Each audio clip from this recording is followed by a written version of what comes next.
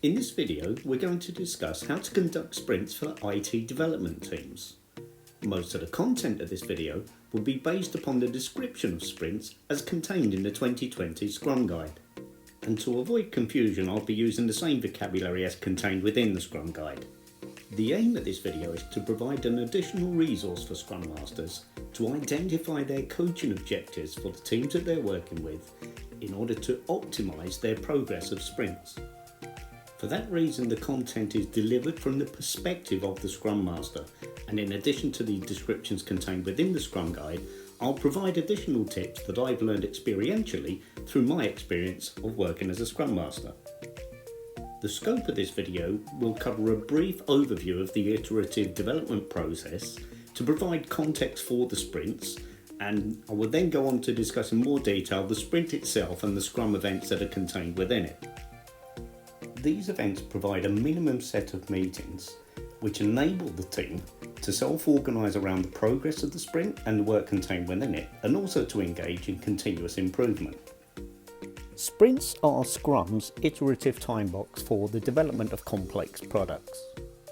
This is especially applicable for software products, where customer expectations and needs can change quickly over time. The business will make some assumptions about what is required of that software product to satisfy the eventual customers or users.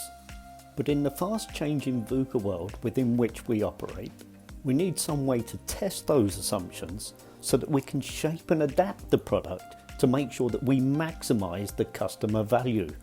It could also be the case that some of the assumptions we made early on as a business we discovered will provide no additional value or delight to the customers. And in testing our assumptions iteratively, we can discover what needs to be adapted, developed, and in some cases, not even developed at all. Sprints provide us with the mechanism to produce small chunks of the functionality of that software that we can then review and test with the customers to ensure that we are producing something that will provide customer value and utility.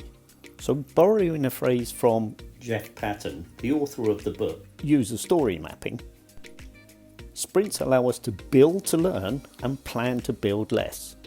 An additional benefit in terms of productivity is that the sprint allows the development team to focus on a defined, planned body of work during the duration of the sprint, which helps us to achieve a predictable delivery.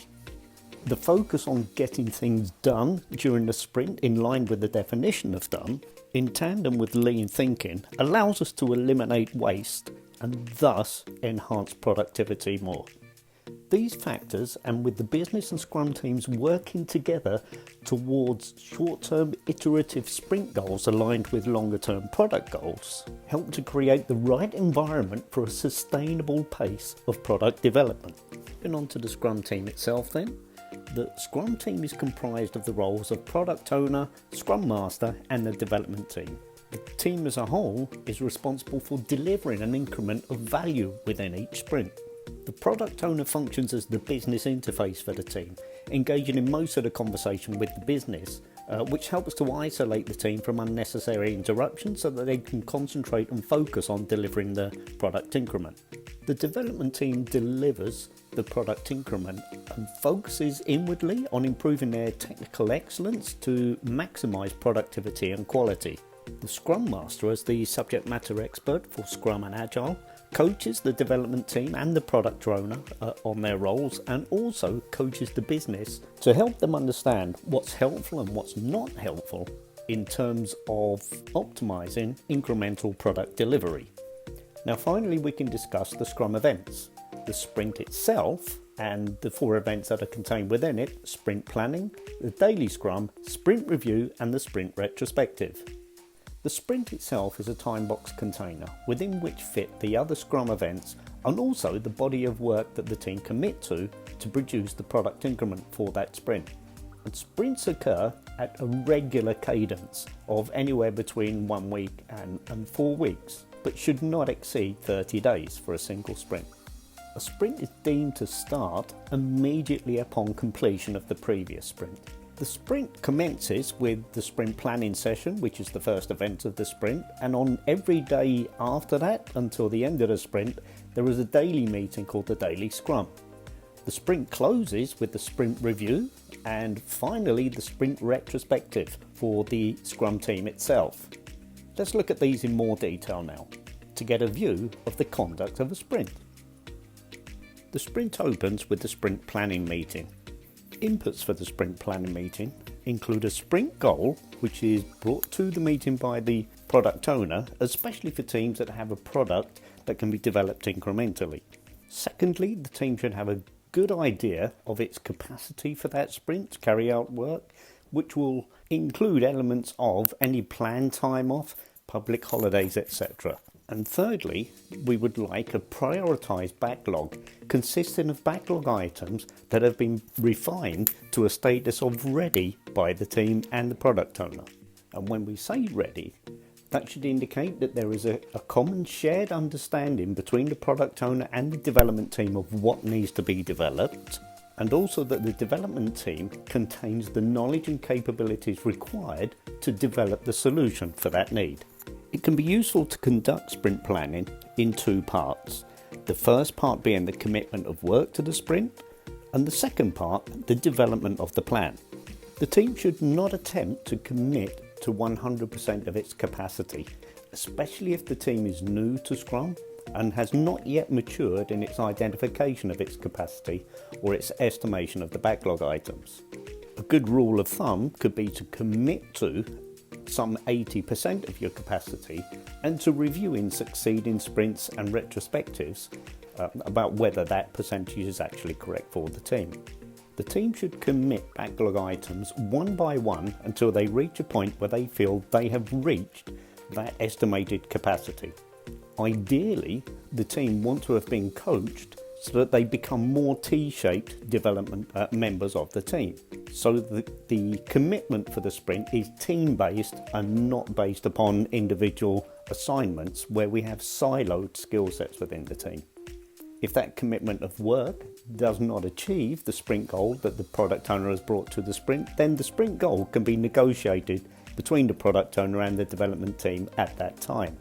Some teams like to do their backlog refinements during sprint planning. I've personally found that very time consuming, and it does put pressure on the team to finish within the planning time box. The second half of sprint planning consists of the development team forming a high level plan of how they are going to deliver the work during the sprint, so that they can confirm their confidence that they can deliver all of the work in the sprint to a state of done. That is, that it meets their definition of done. Additionally, since we want the relevant stakeholders or customers in the sprint review to provide us feedback on the work that's been completed, it's useful in sprint planning to identify what will be demonstrated in the sprint review and by whom. This allows more time for the product owner to invite those particular stakeholders or customers to better ensure their attendance. And before completing sprint planning, the team can identify who is going to start on which stories or backlog items on that first day of the sprint, and what status they expect all of those items to have by the following morning when they attend their daily scrum. For backlog items that have a volatile or unpredictable priority, it's useful for the team to identify a WIP limit or a work in progress limit for the maximum number of any of those ticket types that can be in progress at any one time by the team. The purpose of this is to prevent these volatile priority tickets from impacting upon the team's commit for the sprint in terms of achieving the sprint goal. The daily scrum occurs on every day of the sprint following sprint planning. The daily scrum is a time-boxed event and should last no longer than 15 minutes. The role of the Scrum Master is to coach the team to be effective in how they conduct this meeting and to keep within the 15-minute time box. The purpose of the daily scrum is for the development team to measure their progress through the sprint towards achieving the sprint goal. The outcome of the daily scrum is the team's plan for that day. It's useful for the Scrum Master to observe the Scrum values of openness, commitment and focus from the development team during the daily scrum. You would expect the development team to reflect upon their commitment from the previous day. They should ask if they completed everything that they expected to the previous day, and if not, ask the question, was there anything that could have been done by the team as a whole to progress that work further? The purpose of this is for the team as a whole to have a commitment to getting work done. The team then inspects its progress towards the sprint goal and identifies which pieces of work from the sprint backlog should be included in the plan for that day and where they expect that work to be by the following day. Any impediments the team has identified that's within their control should be included in the plan for the day, how they're going to overcome them. But any impediments that are outside of the team's control should be escalated to the Scrum Master for them to seek a solution. The discussion in the daily scrum should be confined to the plan for the day. Any extraneous technical discussions should be parked until the plan has been completed, and then a breakout session can be held by the developers to discuss those technical issues.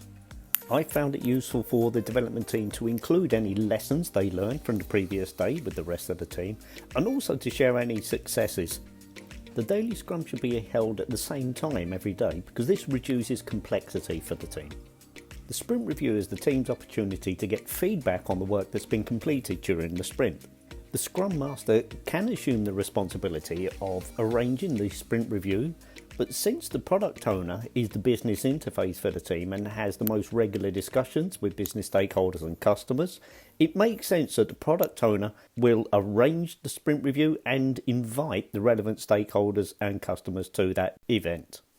The product owner can introduce the sprint review, describing the sprint goal as identified to provide context for the work that's going to be demonstrated.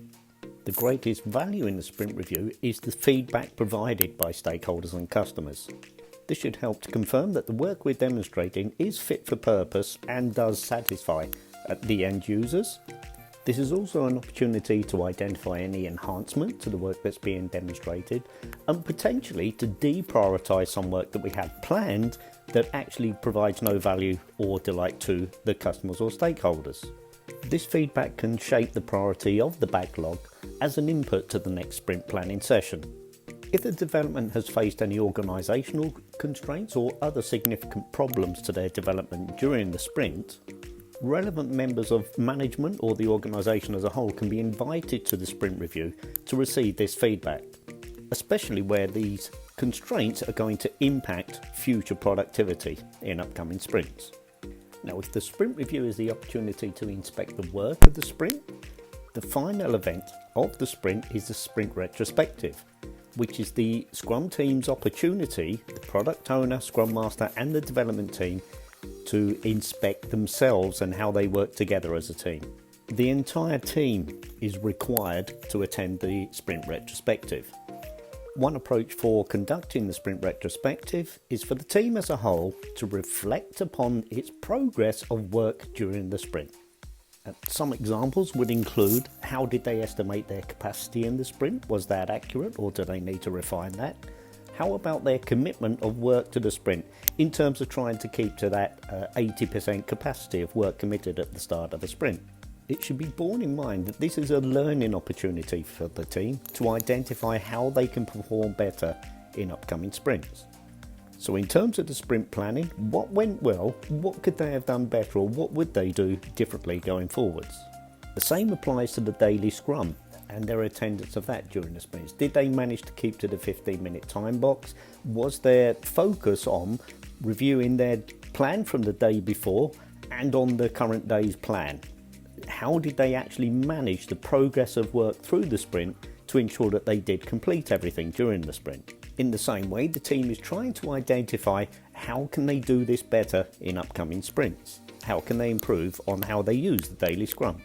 In reflecting upon this sprint review, the team could ask if the relevant stakeholders or customers were able to attend the meeting to provide valuable feedback to the team to help shape the backlog and feed into the planning for the next sprint. This is useful feedback for the product owner. Also, was the team able to demonstrate the work in a way that facilitated or generated the feedback that we're looking for? For backlog items that have a volatile or unpredictable priority, were the WIP limits that the team set for themselves for the sprint correct? Does the WIP limit maybe need to be increased or perhaps decreased to better suit the team's capacity to deal with that work? And finally, if the team has had a previous retrospective, reflect upon the retrospective action that the team identified to take away from that meeting that identified one area of focus for the team to improve for the current sprint that they've been through. The team can ask the question at this point, did we achieve the improvement that we expected to see with that retrospective action? Do we need to continue with the same action for another sprint and carry this retrospective action forwards? Or perhaps the team, through the previous discussion in this particular retrospective, have identified another higher priority retrospective action for the team to carry forward and focus on in the next sprint. Keep the atmosphere of the retrospective positive. This is a continuous improvement meeting for identifying lessons learned and opportunities for further growth within the team. So those are the Scrum events. A key area of focus for the Scrum Master during the sprint and the sprint events themselves is to encourage the team to be self-organising.